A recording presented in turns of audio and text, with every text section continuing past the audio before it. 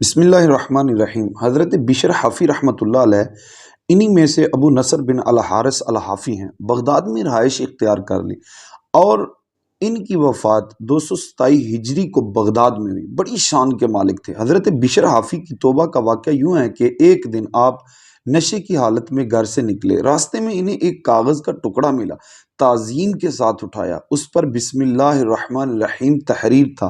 انہوں نے اس کاغذ کے پرزے کو عطر سے خوشبودار کر کے پاک جگہ میں رکھ دیا۔ اسی رات آپ نے خواب میں دیکھا کہ اللہ تعالیٰ نے فرمایا، اے بشر، تو نے میرے نام کو خوشبودار کیا اور میرے نام کی عزت کی، یقیناً میں تیرے نام کو دنیا و آخرت میں خوشبودار کر دوں گا، یہاں تک کہ جو بھی تیرا نام سنے گا اس کے دل میں راحت ہوگی۔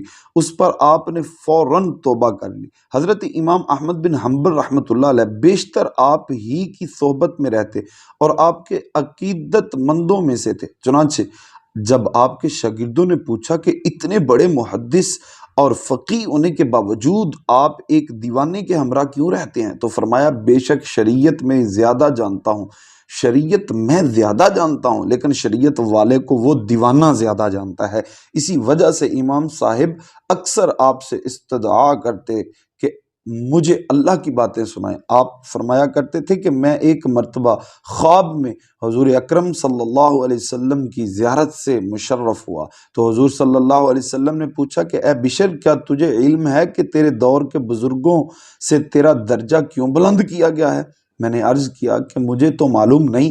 فرمایا، تو نے میری سنت کی اتباع کی، صالحین کی خدمت اور تعظیم کی، اپنے بھائیوں سے خیر خواہی کی اور میرے صحابہ اور اہل بیت کو تو نے ہمیشہ محبوب رکھا۔ ان امور کے باعث اللہ تعالیٰ نے تجھے یہ مرتبہ عطا فرمایا ہے۔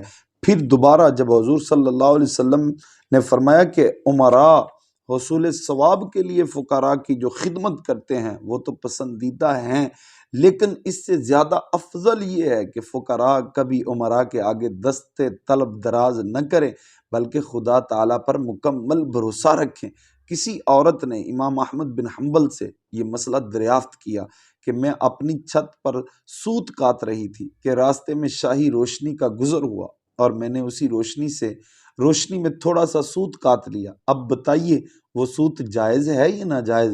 اللہ اکبر۔ یہ سن کر امام صاحب رحمۃ اللہ علیہ نے فرمایا، بی بی پہلے یہ بتاؤ کہ تم کون ہو؟ اس عورت نے جواب دیا کہ میں بشر حافی کی ہمشیرہ ہوں۔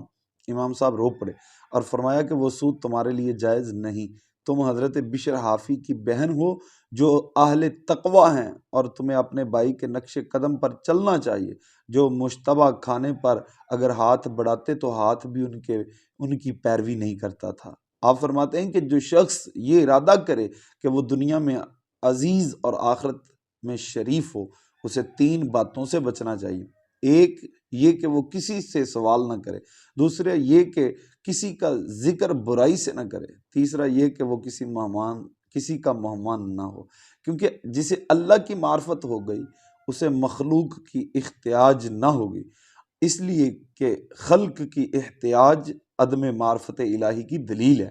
آپ فرماتے ہیں کہ ہم نے ایسے لوگ دیکھے ہیں جن کے نیک اعمال پہاڑ جیسے تھے مگر پھر بھی وہ لوگ مغرور نہ تھے، اور تم ایسے ہو کہ تمہارے پاس اعمال بھی نہیں اور اس کے باوجود تم مغرور ہو۔ حضرت بشر حافی فرماتے ہیں 40 سال سے مجھے بنا ہوا گوشت کھانے کی خواہش ہے مگر ابھی اس کی قیمت صاف نہیں ہوئی۔